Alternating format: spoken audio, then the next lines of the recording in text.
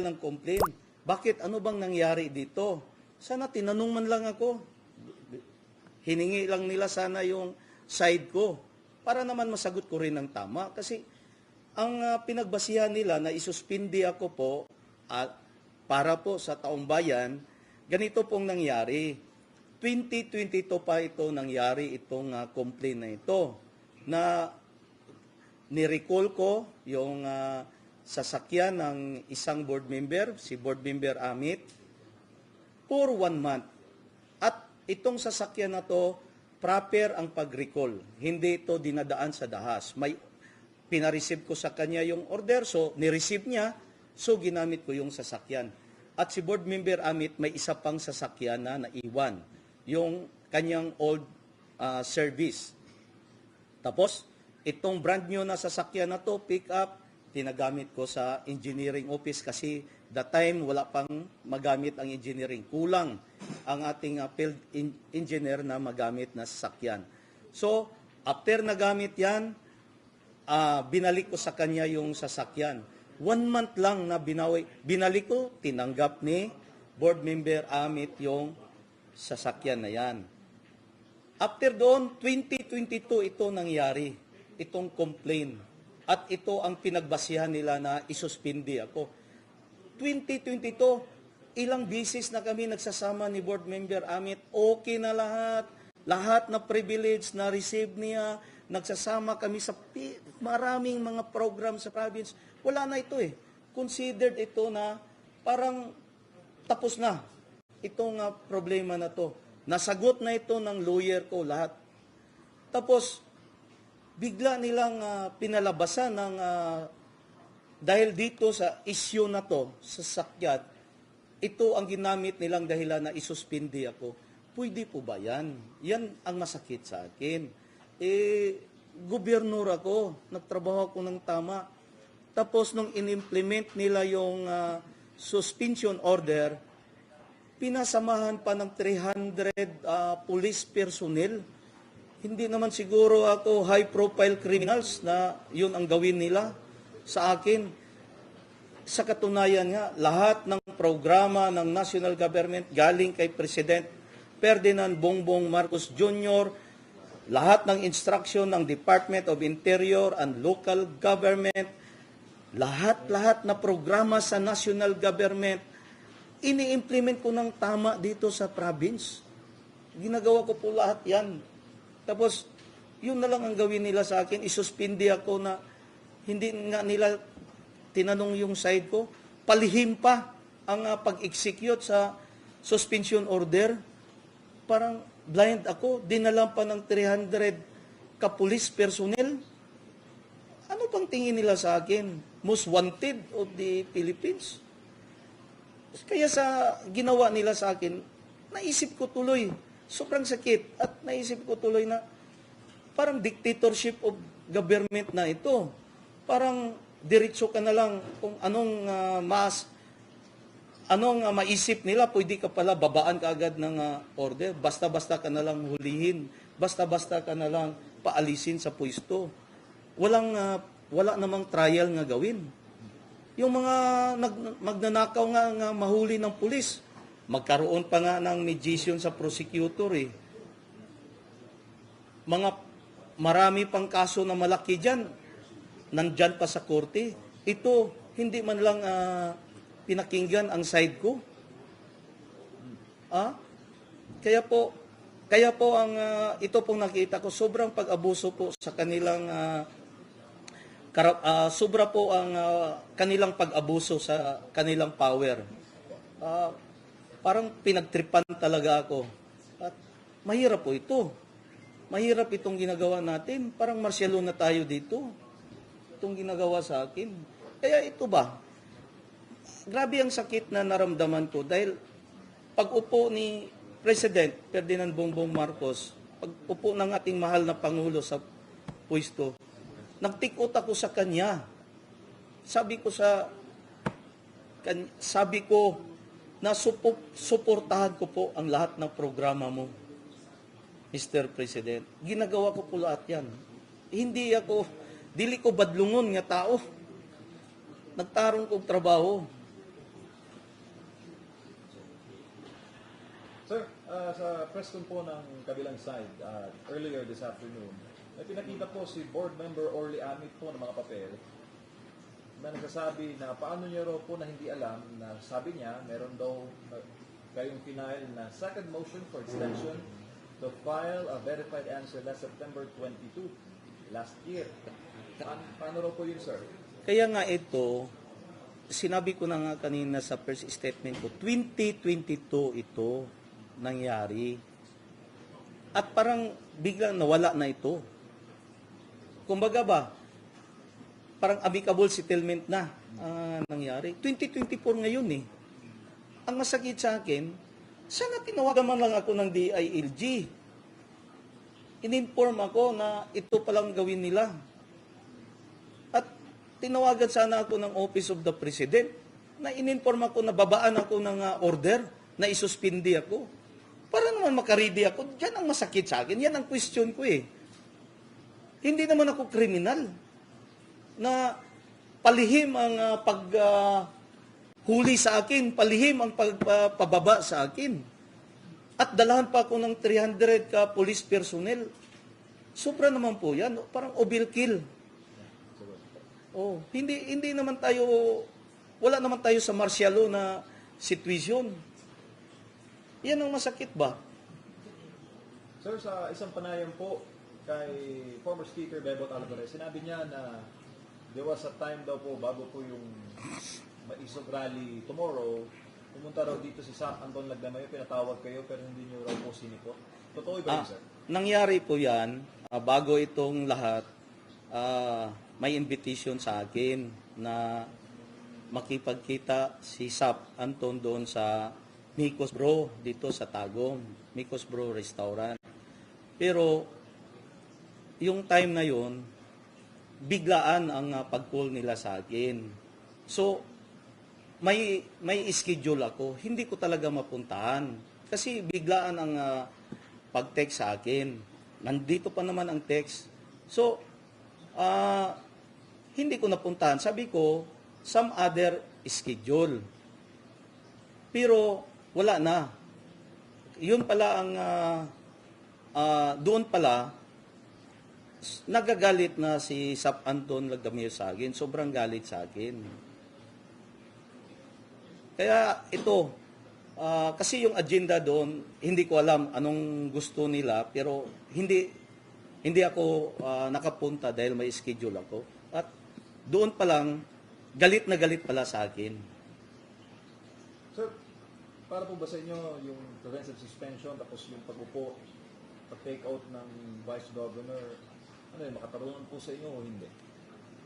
Sa akin, hindi ko naman alam ang lahat ng technicality sa batas. Yung pagpa-take out nila sa Vice Governor na bilang maging acting governor, DILG, DILG decision from Office of the President, hindi ko ma-question yan kasi sa kanila ding side. Ang question ko, bakit hindi ako binigyan ng chance? Sana magkaroon man lang kahit 10 days na transition period. Sana, ano ba ang opisina ng gobernador? Basta mo lang ba, ito ang tanong ko sa kanila, ng DILG, Office of the President. Ang tanong ko, ano ba ang office ng gobernador sa province? Para bang office ito ng mga nagtitinda ng balot diyan nagtitinda diyan sa palengke? Yung mga nagninegosyo sa palengke na istol-istol, ang opisina ng gobernador? O para bang nagtitinda lang ng balot, ang opisina ng gobernador sa province? Na basta na lang paalisin ka kagad? Ang daming mga importanteng files, lahat ng files nandito sa Office of the Governor. Lahat ng pinipirmahan kong documents, nandito lahat ng kopya. At hindi to pwede na basta na lang iwanan mo. Sana may turnover na maayos. At ang mga personal ko pa nagamit nandito eh. Wala namang respeto. Ang iningay ko sa kanila, respeto ba? bilang gobernador, respeto bilang tao, respeto bilang binuto ng taong bayan ng Davao del Norte. Yun lang sana. Inisip sana nila ang 400,000 na bumoto sa akin, na respetuhin nila ako. Hindi naman ako basta na lang inappoint na ilagay dito bilang gobernador. Para lang tinanggalan kaagad nila ako ng karapatan. Dapat sana, inayos lang nila. Hindi na pagpababa ng order, patago lahat. Pagdating dito, daming pulis, basta gusto na nila na paalisin kagad ako, bitbitin ko. Kasi lahat, hindi nila inisip na lahat ng documents nandito, accountability ko. Paano pagkatapos ng 60 days? Tapos, mawala-wala na itong mga lahat ng documents. At ako naman ang hanapan sa lahat. Pati itong mga office equipment. Naka-account to sa akin lahat. Paano kung gawa-gawa nila ako ng masama na mga report pag take over nila dito? Kung maglagay sila ng mga planted na para maging masama ako, di ba? Hindi naman ganun. Bakit? May balak ba silang gawan talaga ako ng masama tulad sa ginagawa nila dito? Dahil mahirapan silang talunin ako sa eleksyon. Kaya ito nang ginagawa nila sa akin. Ano bang gobyerno natin? Martial law? Na pag yung tao gusto ka na nilang ayaw kanila, gawan ka kaagad ng masamang hakbang? Planuhan ka kaagad ng masamang hakbang? Yun ang gusto kong marinig galing sa kanila. Dahil hindi tayo martial law eh. Hindi tayo dictatorship of government. Pero kung itong ginagawa nila, parang dictator na ito. Di ba? Bakit? Gusto nilang pumasok agad para magkaroon sila ng iba na namang pwedeng gawing issue sa akin para tuluyan akong maalis sa pwesto. Kasi kung wala silang balak na masama sa akin, in-inform sana nila ako. Kahit si DILG Secretary, Binhor Abalos, ang laki ng respeto ko sa kanya. Siyang boss namin sa governance eh. Dapat man lang, Gob, may suspension order ka. I-ready mo lahat ng tao mo, lahat ng documents mo, dahil nandito ang order, ito yung araw na magpunta dyan, so at least ready ka na, ready ako mag-alis. Hindi sana bigla-bigla. Anong balak nila? Para taniman naman ako ng mga ibang mga complaint. Itaniman nila ako ng mga kahit ano-anong gawin nila para tuluyan akong maging masama. Ang ganda ng trabaho ko dito sa province. Grabe ang trabaho ko dito. Alam ng taong bayan yan dito sa Davao del Norte. Paano ako magtrabaho?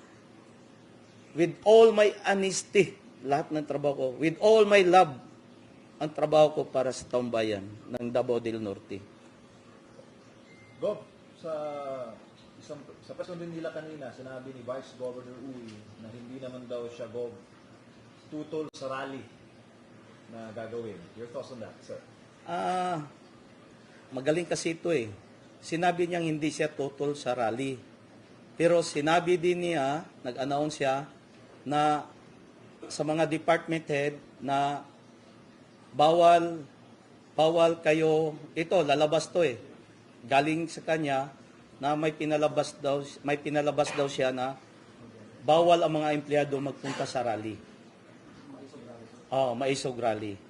Tapos galing naman sa PNP, sinabi sa akin, hindi ko lang sabihin ng pangalan, sinabi niya, gawin yung lahat ng paraan. Harangin ang lahat na magbiyahe. Bawal daw ang hakot. Bawal ang hakot at mag-establish lahat ng barricade na pag mga maraming tao ang sakay sa sakyan, hindi makadiretso. Pabalikin. Ito, sinabi ng PNP ito. Kung may mga dump truck na naghakot ng mga tao, ipahold. LTO nga daw, magamit pa daw ng LTO, ipahold, ipahuli para hindi makapunta sa rally. Kahit daw motor, magsabak, ano ba yung Tagalog sa sabak? Ha? Hindi, yung mag-upo ka, magkandong, sidecar,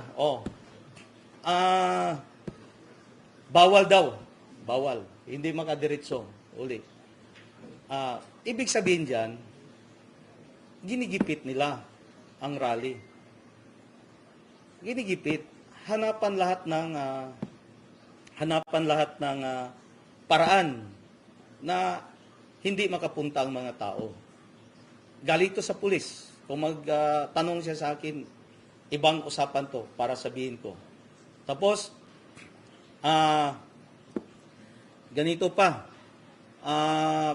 Ang sabi sa akin, ang tawag sa akin, lahat ng army ngayon, bawal sila. Pinagbawalan sila na mag-augment. Itong tawag. Lahat ng gas sa Kapitolyo in-stop. Kinansil lahat ang issuance dahil siya ng acting gobernador. Ang kusina natin para magpakain. Wala nang sahod yung mga tao na nagluto. Pero ang ginamit ko lang, bigas na natin yan. Ang niluto, lahat ng expenses, sagot ko na yan, personal. Lahat na pagkain, galing pa sa mga donisyon, para may makain lang ang mga tao na nandito na, pumupunta, hanggang sa rally ito sa bukas, sa Sunday. Ngayon, sinabihan na, hanggang ngayon lang kayo, Sabado ngayon, huwag na kayo makagamit sa facility dahil sa provincial government ito, hindi na kayo pwede magluto dito.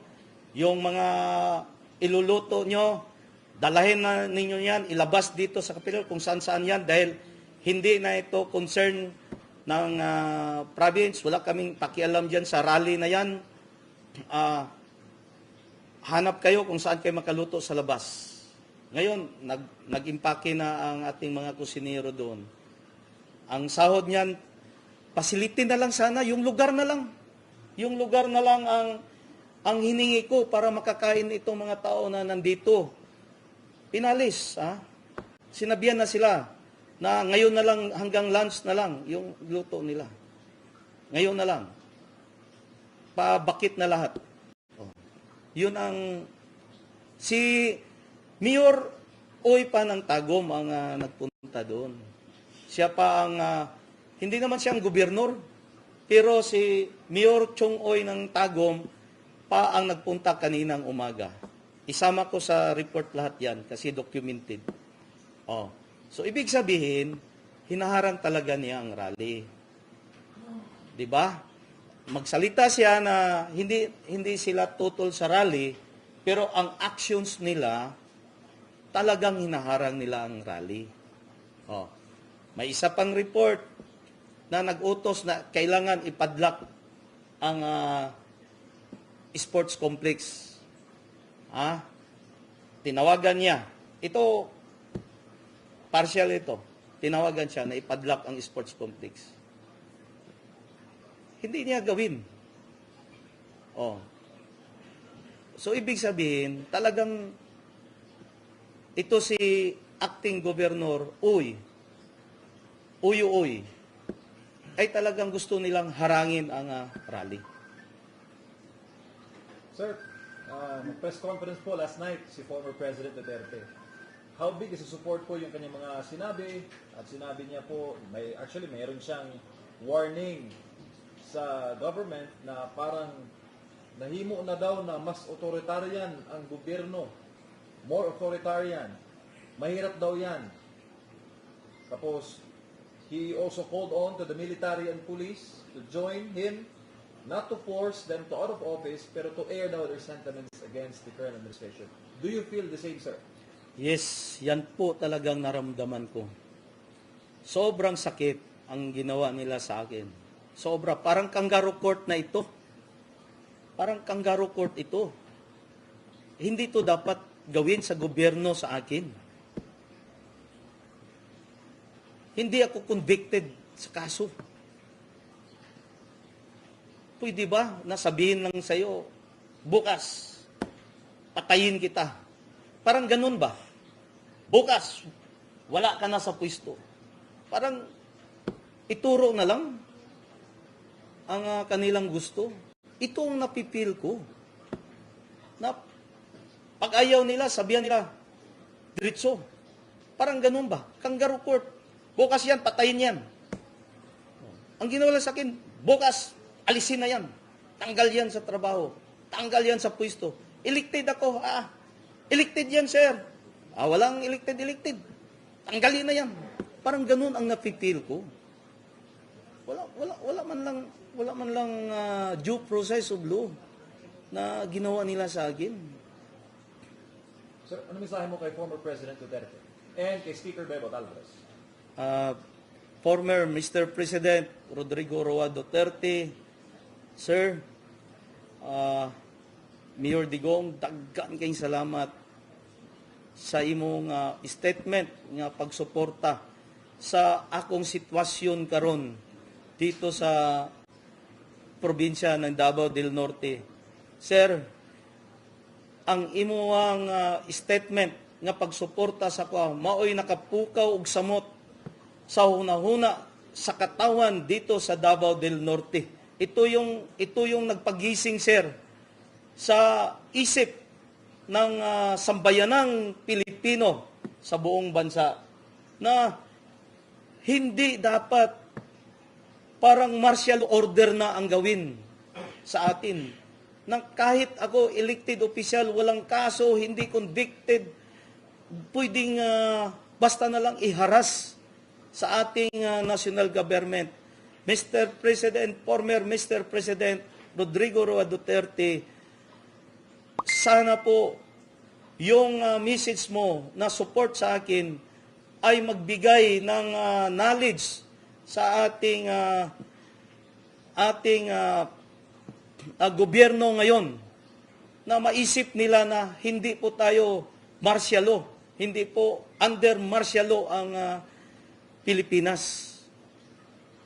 Thank you so much po, former Mr. President Rodrigo Roa Duterte. Sir, saludo gid kay ko si mo, sir. Salamat kayo sa imong pagtabang sa kuwa, sir, o pagtabang sa katawan sa probinsya sa Davao del Norte. Nga itong lahat ay nabigyan ng liwanag na tayo po ay kailangan natin ang tamang proseso. Hindi po pwede na i-dictate na lang ng ilang tao. Yung ginawa mo, sir, dito po na-prevail na dapat may justice, dapat may due process of law ang lahat na mga order galing sa national government, national and local government. Dapat idaan sa tamang proseso. Former Mr. President, ulitin ko po, maraming salamat po, sir. Sir, mensahe po ninyo sa mga kababayan po ninyo dito bukas sa Davao del Norte, mga Karatig, Visayas, Mindanao, even mga taga Manila, may nakasabayan kami sa aeroplano. They will be attending the rally tomorrow. And ilang tao po, sir, ina-expect po ninyo bukas? Yung napag-isipan po namin, yung napag-meetingan po namin, nung una, nasa 100,000 po yun. Tuloy po yung 100,000. Pero baka mas sobra pa. Marami pa ang darating dahil sa nangyayaring ito na operation na ginawa sa akin, walang due process of law, harassment, political harassment, at power tripping. Grabe, naramdaman ko po, ang daming tumatawag sa akin na sobrang sama po ang loob nila. Kahit nasa Italy na mga kababayan natin Pilipino, tumatawag po sa akin. Nasa US, nasa London, nagtitext na prayer rally daw sila doon, nagsindi sila ng kandila na i-pray nila ang sitwasyon ko dito sa Davao del Norte. yung ibang region din na mga hindi ko na nga kilala, nagtitext sa mga staff na nandyan sila, nagdadasal para sa situation ko dito na sana marinig ng Panginoon na magkaroon talaga ng tamang justice itong nangyayari sa akin na ginawa sa akin ng Office of the President. So, hindi ko po alam. Baka sobrang dami ang darating bukas ng gabi sa rallying ito po. Sir, would you invite the people to come? Nasa inyo po, sir, pagkakataon. Libo-libo po nanonood. Sa lahat po ng taumbayan ng Davao del Norte, mga kapatid ko, suportahan niyo po ako, suportahan po natin ang rally nitong Hakbang Maisog, Defense Our Flag. Suportahan natin ng ating former President Rodrigo Roa Duterte. Suportahan natin ang rally na to at buong Pilipinas.